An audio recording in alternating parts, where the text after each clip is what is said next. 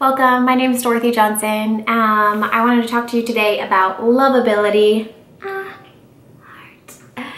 So the title of today's blog is called How Lovable Are You? And it's really a trick question because we're all born 100% lovable. Every single one of us, every single person. And you can never do anything in this world to decrease or increase your lovability because you're completely lovable once you're born and you legit cannot change that. Now, the whole premise of everything that I coach on is that your thoughts create your feelings and your feelings create your actions and your actions create your results. So, love and attraction are always a choice for you. So when you're feeling loved or you're not feeling loved, it's because of your thoughts, not because of something someone did or didn't do. And this is huge. And this goes back to emotional childhood, which is a whole separate thing on. You can look that up later if you want. But when someone says, I love you, you don't feel love because they said that. You feel love because of your interpretation of those words from that person.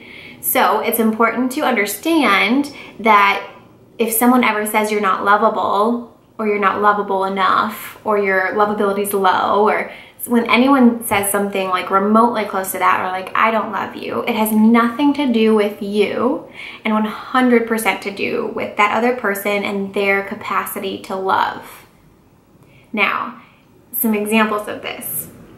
When you think about like a robber or a murderer or a rapist, you instantly would think like, oh, they're not, like, how could I love someone like that? But it's only about your thoughts. They're still 100% lovable. It's your thoughts about them that are creating the resistance to love them.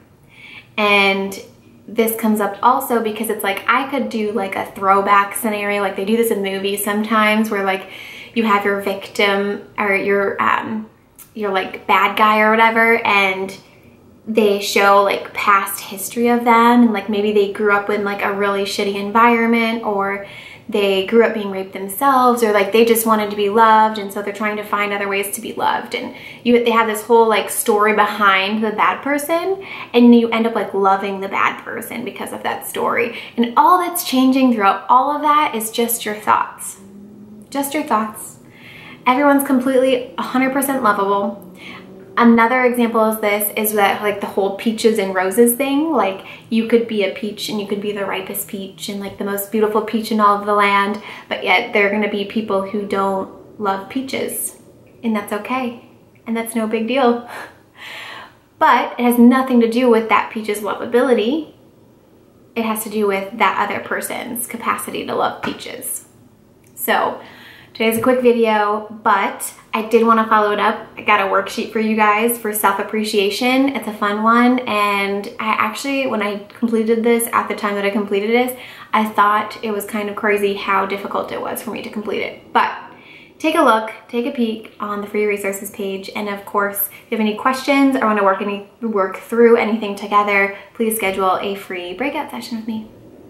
Love you guys. I hope everyone's having a great week and you're 100% lovable. Never forget.